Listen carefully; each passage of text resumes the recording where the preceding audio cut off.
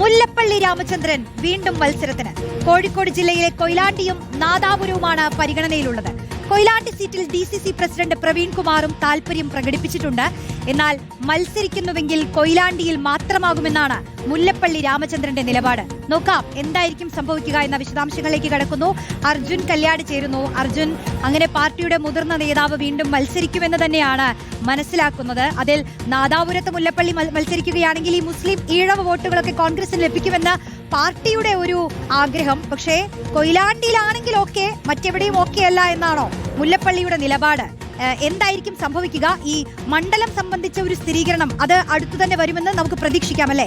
എന്തായാലും ഇദ്ദേഹം മത്സരിക്കും.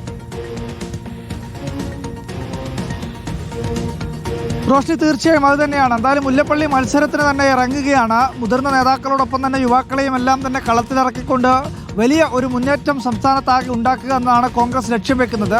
മുല്ലപ്പള്ളി മത്സരിക്കുന്നുവെങ്കിൽ അത് കൊയിലാണ്ടിയിലായിരിക്കണം എന്നുള്ള ഒരു നിർദ്ദേശമാണ് പാർട്ടി നേതൃത്വത്തിന് മുന്നിൽ വച്ചിരിക്കുന്നത്. എന്നാൽ നേരത്തെ തന്നെ DCC പ്രസിഡന്റായിട്ടുള്ള പ്രവീൺ കുമാർ കൊയിലാണ്ടിയിൽ മത്സരിക്കുന്നതിന് വേണ്ടിയിട്ടുള്ള എല്ലാ തയ്യാറെടുപ്പുകളും നടത്തിയിട്ടുള്ളതാണ്.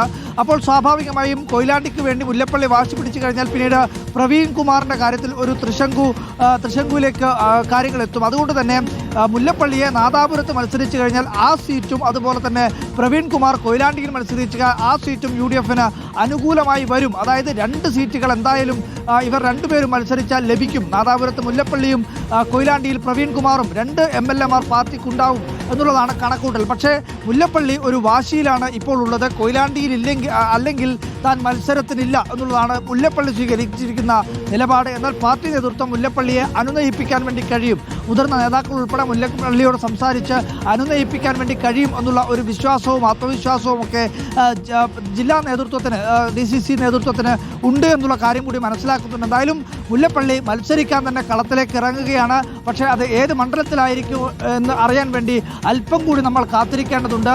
കൊയിലാണ്ടിയിൽ തന്നെയാകുമോ, ഇനിയല്ല പാർട്ടി നേതൃത്വത്തിൻ്റെ അനുനയ ശ്രമങ്ങൾ വിജയം കണ്ട് നാദാപുരത്തേക്ക് മാറുമോ എന്നുള്ളതാണ് ഏറ്റവും പ്രധാനപ്പെട്ട കാര്യം. ഇങ്ങനെ മത്സരിക്കുന്നതിനും ഒരു പ്രധാനപ്പെട്ട കാരണമുണ്ട്. കാരണം കൊയിലാണ്ടി പിടിച്ചാലിങ്ങ് പോരും എന്ന് UDF കരുതുന്ന ഒരു മണ്ഡലമാണ്. കഴിഞ്ഞ തവണ അന്തരിച്ച കാനത്തിൽ ജമീല MLA പ്രതിനിധീകരിക്കുന്ന ഒരു മണ്ഡലമാണ്. അവിടെ 2021 തെരഞ്ഞെടുപ്പിൽ 8,900 വോട്ടുകൾ മാത്രമേ കാനത്തിൽ ജമീലയ്ക്ക് ലീഡുള്ളൂ. അപ്പോൾ സ്വാഭാവികമായും വേണമെന്ന് അല്ലെങ്കിൽ ഒന്ന് ആഞ്ഞു പിടിച്ചാൽ ഈ തദ്ദേശ തിരഞ്ഞെടുപ്പിലെ UDFന് അനുകൂലമായിട്ടുള്ള ട്രെൻഡുകളൊക്കെ കണക്കിലെടുത്ത് കഴിഞ്ഞാൽ ഒരുപക്ഷെ UDFന് വളരെ അനായാസേന ജയിക്കാൻ വേണ്ടി കഴിയുമെന്ന് കരുതുന്ന ഒരു മണ്ഡലം കൂടിയാണ് കൊയിലാണ്ടി. പക്ഷേ നാദാപുരം അങ്ങനെയല്ല. നാദാപുരം കുറച്ചുകൂടി ഇടത് അനുഭാവം അല്ലെങ്കിൽ ഇടത് സ്വഭാവം പ്രകടിപ്പിക്കുന്ന ഒരു മണ്ഡലമാണ്. പക്ഷേ ഈഴവ മുസ്ലിം വോട്ടുകളുടെ ഒരു പ്രതികരണം അല്ലെങ്കിൽ അവർക്കിടയിൽ സ്വാധീനം ഉണ്ടാക്കാൻ വേണ്ടി കഴിയുന്ന ഒരു സ്ഥാനാർത്ഥി അവിടെ UDFനായി വന്നു കഴിഞ്ഞാൽ ആ മണ്ഡലവും UDFന് അനുകൂലമാക്കി മാറ്റാൻ വേണ്ടി കഴിയും എന്നുള്ളതാണ് UDF നേതൃത്വം പ്രതീക്ഷിക്കുന്നത്. അങ്ങനെയാണ് മുല്ലപ്പള്ളിയെ നാദാപുരത്ത് പരീക്ഷിക്കാൻ വേണ്ടിയിട്ടുള്ള ഒരു തീരുമാനത്തിലേക്ക് എത്തിയത്. പക്ഷേ മുല്ലപ്പള്ളി അതിന് അനുകൂലമായിട്ടുള്ള ഒരു നിലപാട് സ്വീകരിച്ചിട്ടില്ല. പക്ഷേ എന്തായാലും മുല്ലപ്പള്ളി അനുകൂലമായ ഒരു തീരുമാനം അറിയിച്ചിട്ടില്ലെങ്കിൽ മറ്റൊരു ഘടകം കൂടിയുണ്ട്. നിലം തൊടാതെ തോൽപ്പിക്കുമെന്നൊക്കെ ഉയർന്ന പോസ്റ്ററുകൾ, അതും നമുക്ക് മറക്കാൻ പറ്റില്ല. സമൂഹ മാധ്യമങ്ങളിലടക്കം വലിയ പ്രതിഷേധം മുതിർന്ന നേതാവ് മത്സരിക്കുമെന്ന് പറഞ്ഞ ഘട്ടത്തിൽ തന്നെ കണ്ടു കഴിഞ്ഞു നമ്മൾ.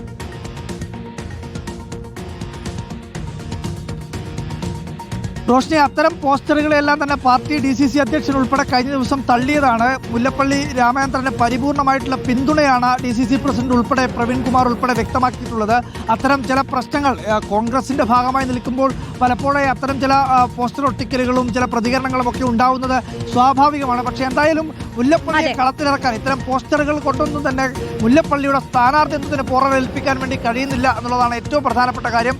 മുല്ലപ്പള്ളിയെ കളത്തിലിറക്കി കളം പിടിക്കാൻ തന്നെയാണ് UDF ഇപ്പോൾ തീരുമാനിച്ചിരിക്കുന്നത്. റോഷ്നി, ഓക്കെ, അർജുൻ കല്യാടാണ് വിശദാംശങ്ങൾ നൽകിയത്. മത്സരിക്കണമെന്ന പാർട്ടിയുടെ ആവശ്യത്തിന് മുല്ലപ്പള്ളി രാമചന്ദ്രൻ സമ്മതം മൂളി.